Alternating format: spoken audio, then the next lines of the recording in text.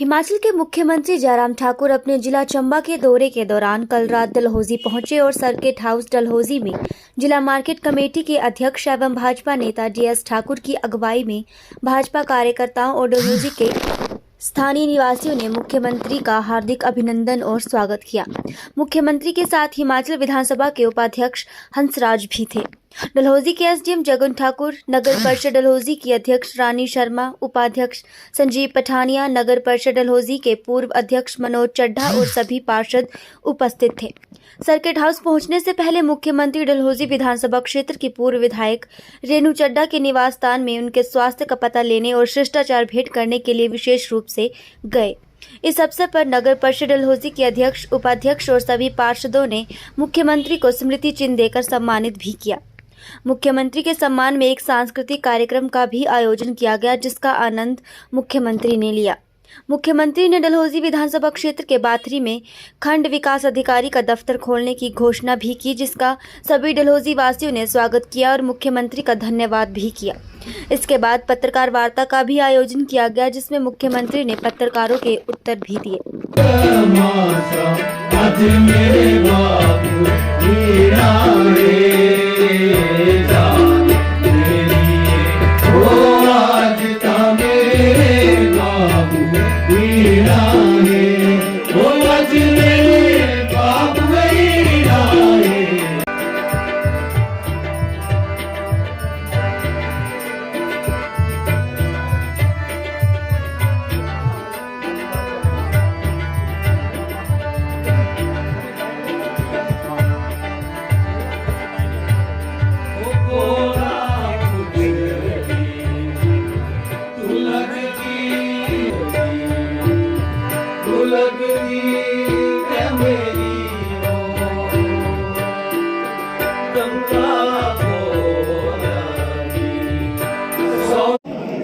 चंबा का दौरा बहुत अच्छा रहा है। पिछले 2 दिन से मैं चंबा जिले में हूँ।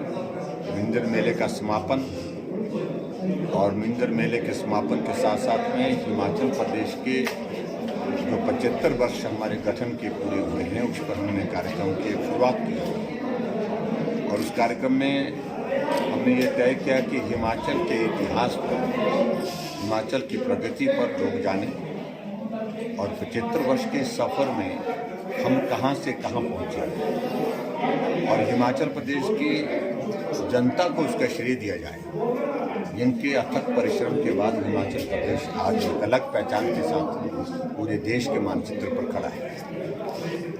दूसरी बात, मुझे इस बात की भी प्रसन्नता है कि पिछले कल मिंजर का मेला था और मिंजर के मेले के समापन के अवसर पर जब हम वहाँ पर थे, मन की बात कार्यक्रम हम जब सुन रहे थे, तो आदरणीय प्रधानमंत्री नरेंद्र मोदी जी ने विशेष तौर से हिमाचल प्रदेश के लिए एक जिक्र किया, जिसमें मिंजर के मेले का जिक्र हुआ, जिसमें मिंजर के मेले के साथ साथ में यहाँ चंबा की संस्कृति का जिक्र किया, मिंजर मेले का इतिहास उसका जिक्र किया और हिमाचल के और अलग अलग, चाहे वो शहर की बात कहें, चाहे जागरा की बात कहें, तो ऐसे बहुत महत्वपूर्ण जो हमारी कल्चरल एक ये है हिमाचल प्रदेश की एक विरासत, जिस विरासत का हमने सम्मान करते हुए उसका पूरे देश के सामने जिक्र किया। इसके लिए मैं प्रधानमंत्री जी का देवभूमि हिमाचल प्रदेश की ओर से बहुत बहुत धन्यवाद करता हूँ। सर, कांग्रेस ने शुरुआत की है,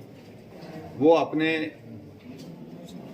जो है सर्वाइवल के लिए संघर्ष कर रहे हैं। जिस कांग्रेस का कुछ पूरे देश में बचा ही नहीं, वो ऐसी स्थिति में हो गई है कि अपने अस्तित्व के लिए जूझ रही है और स्वाभाविक रूप से हिमाचल प्रदेश में भी उसकी कोशिश यही है। और हिमाचल प्रदेश में कांग्रेस लंबे समय तक सत्ता में रही है और लंबे समय तक सत्ता में रहने के बाद हिमाचल जहां पहुंच सकता था, वहां पहुंचने में अगर सबसे बड़ी बाधा रही है तो उसमें वो लंबा समय कांग्रेस का, जिसमें विजन नहीं था, जिसमें काम करने के आगे वो एक दिशा नहीं थी, एक जज्बा जुनून नहीं था, उसकी वजह से आज हिमाचल प्रदेश में अभी भी हमको बहुत सारी चुनौतियों का सामना करना। पंजाब में आम आदमी पार्टी की जीत के बाद हिमाचल में भी पार्टी काफी। देखिए, मैं तीसरी पार्टी के बारे में इसलिए मैं ये जरूर कहना चाहूंगा कि तीसरी पार्टी को हिमाचल ने आज तक स्वीकार किया है। आम आदमी पार्टी कोशिश कर रही है, लेकिन इतना सरल नहीं है। उनके साथ ही पार्टी छोड़ करके जा रहे हैं। कांग्रेस पार्टी हिमाचल प्रदेश में लंबे समय से और भारतीय जनता पार्टी लंबे समय से, स्वाभाविक रूप से मुकाबला तो दो पार्टियों के बीच में है, लेकिन फिर भी उसके बावजूद लोकतंत्र है। आम आदमी पार्टी चुनाव लड़ना चाहती है, चुनाव लड़े। और पंजाब में सारा परिदृश्य लोगों के सामने आ गया है। 4 महीने की सरकार में सारी चीजें किस प्रकार से सामने आई हैं, उन बातों का जिक्र करने की आवश्यकता नहीं। सर, जो धारा 118 में जो नॉन हिमाचलियों की लीज की नोटिफिकेशन नहीं आ रही है अभी तक, सर उसके बारे में जो लीज बंद है, देखिए उसमें कुछ चीज़ों को लेकर के टेक्निकल इश्यूज हैं, उन सारी बातों को लेकर के अभी कुछ कहा नहीं जा सकता है, विचार के विषय है। सर, कर्मचारियों की लंबे समय से सर ओपीएस बहाली को लेकर जो मांग चल रही है, कर्मचारी को अपनी मांग करने का अधिकार है और वो अपनी मांग कर रहे हैं। उसके बारे में लेकिन ऐसा होता है कि जब कर्मचारी मांग करते हैं, सारी सरकारों में उनकी सारी मांगे पूरी हो जाती हैं, ऐसा तो होता नहीं है। कुछ होती हैं, कुछ नहीं हो पाती हैं। अपना पक्ष वो रख रहे हैं और ऐसे में जो परिस्थितियां प्रदेश की हैं, उन परिस्थितियों में उसको स्वीकार किया जा सकता है या नहीं किया जा सकता है, इस पर अभी कहना कठिन है, सरल नहीं है। और जिन प्रदेशों में कांग्रेस ने घोषणा की है, वो उनकी हालात पूछें कि वो कितने संकट में है। अभी हमारी जोनल काउंसिल की मीटिंग जयपुर में थी। राजस्थान सरकार, वहां पर कांग्रेस पार्टी की सरकार, जो सबसे कांग्रेस के सबसे वरिष्ठतम नेता है गहलोत जी, वहां पर हमारे केंद्रीय गृह मंत्री के समक्ष इसी बात को लेकर के कहते रहे कि भाई हम तो करने की स्थिति में नहीं हो पा रहे हैं, केंद्र मदद करे।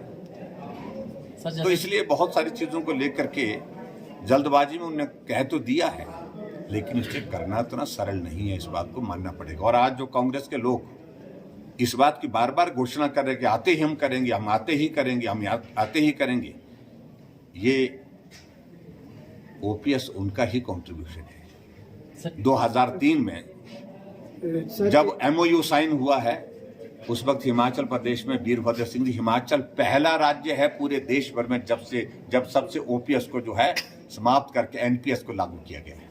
इसका पहले तो मैं समझता हूं कि कांग्रेस से इस बात को पूछना चाहिए कि सबसे बड़े नेता जिनके नाम पर वो वोट मांग रहे हैं, आज इस दुनिया में नहीं हो, लेकिन अपने पास उनके, और पूरा हमारा प्रदेश और केंद्र का नेतृत्व एकजुट होकर के इस चुनाव में जब लगेगा, आप देखेंगे।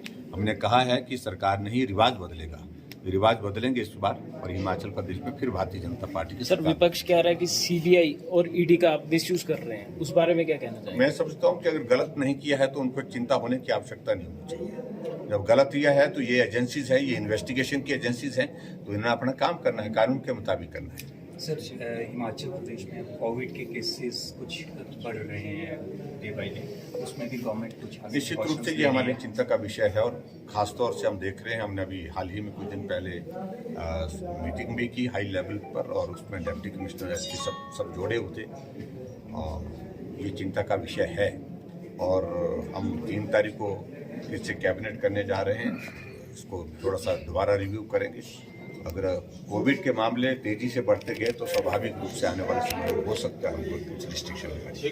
Thank you very much, thank you. अपने पास उनकी क्षमता नहीं, योग्यता नहीं उनमें, कांग्रेस के नेताओं में। आज भी वोट मांगने की बात उनके ही नाम पर कर रहे हैं, हमें कोई आपत्ति नहीं उस पर भी, लेकिन उनके वरिष्ठ नेता जिनके नाम पर राजनीति कर रहे हैं, जिनके नाम पर सारी चीजों को लेकर के वो फोकस कर रहे हैं, आने वाले समय में उनके नाम पर वोट पड़े, उस नेतृत्व ने निर्णय किया था कि हिमाचल प्रदेश में ओपीएस को समाप्त किया जाए, एनपीएस को लागू किया जाए। इस पर कांग्रेस का क्या कहना है, आप जरा पूछिए उनसे। सर, एक जो लास्ट कैबिनेट में आपने 300 डॉक्टर इंटरव्यू के बोले थे, तो उनके इंटरव्यू की नोटिफिकेशन कब तक आ जाएगी? जल्दी हो जाएगी, बहुत जल्दी हो जाएगी। सर, इस बार मानसून काफ़ी कहर ढा रहा है हिमाचल प्रदेश में, ज़रूरत से ज़्यादा बारिश 12% जो ज़्यादा हो रही है, तो उसमें गवर्नमेंट की क्या उसमें, जैसे कल भी कुल्लू में भी काफ़ी त्रासदी हुई, मंडी में भी हुई, तो गवर्नमेंट देखिए, बरसात का मौसम हमारे लिए, पहाड़ वाले प्रदेशों के लिए कठिन होता है, मुश्किल होता है। और मुझे लंबे समय से इस बात को हम देख रहे हैं कि जब बरसात का मौसम आता है तो हमारी बेचैनी बढ़ती है, क्योंकि घटनाएं एक नहीं अनेक घटित होती हैं। और ऐसे में सावधान होने की आवश्यकता है। हमने डिस्ट्रिक्ट एडमिनिस्ट्रेशन को पूरे अलर्ट पर रखा है और डिस्ट्रिक्ट एडमिनिस्ट्रेशन बहुत बेहतर ढंग से काम कर रहा है। हमने तय किया है कि सड़कें अवरुद्ध नहीं होनी चाहिए, अवरुद्ध होती है तो उनको जल्दी से जल्दी रिस्टोर करना। टूरिस्ट जो हिमाचल प्रदेश में आ रहे हैं, जो ऐसे स्थानों पर ना जाए जहां पर कोई दुर्घटना घटित हो। और आज भी मुझे इस बात का बहुत दुख है कि ऊना जिले के अंतर्गत एक घटना घटित हुई है जो विचलित करने वाली है। मैं बहुत आहत हूँ उस घटना से और वहाँ जिस प्रकार की सारी चीज़ों को लेकर के बच्चे छोटे थे उम्र में, उनको कल्पना नहीं थी सारी चीज़ को लेकर के। और पानी एक ऐसी चीज़ होती है जो थोड़ा आकर्षित करता है, सबको आकर्षित करता है अपनी दोस्त। वैसे में मेरा जितने भी टूरिस्ट हिमाचल प्रदेश में उनसे विनम्र निवेदन है, आइए सुरक्षित स्थानों पर रहिए, सुरक्षित स्थानों पर जाइए, घूमिए, लेकिन नदी के करीब मत जाइए जहाँ पहाड़ खिसकते हैं, जहाँ पहाड़ से भूस्खलन होता है। तो उन स्थानों का आप इस वक्त जो है थोड़ा जाने में परहेज करें। इतना ही मैं कहना चाहता हूँ। सर, उपचुनावों में भाजपा को काफी नुकसान हुआ था। अब आने वाले समय में आप किन मुद्दों को लेकर लोगों में उतरेंगे? चुनाव का दौर वो हो गया पूरा, लेकिन अब ऐसा हमेशा वैसे माहौल थोड़ी। अब जनरल इलेक्शन है, जनरल इलेक्शन में मुद्दे अलग होंगे, माहौल अलग तरह का होगा और पूरा हमारा प्रदेश और केंद्र का नेतृत्व एकजुट होकर के इस चुनाव में जब लगेगा आप देखेंगे। हमने कहा है कि सरकार नहीं, रिवाज बदलेगा, रिवाज बदलेंगे इस बार और हिमाचल प्रदेश में फिर भारतीय जनता पार्टी की सरकार। खबर हिमाचल से के लिए डलहौजी से सुभाष महाजन की रिपोर्ट।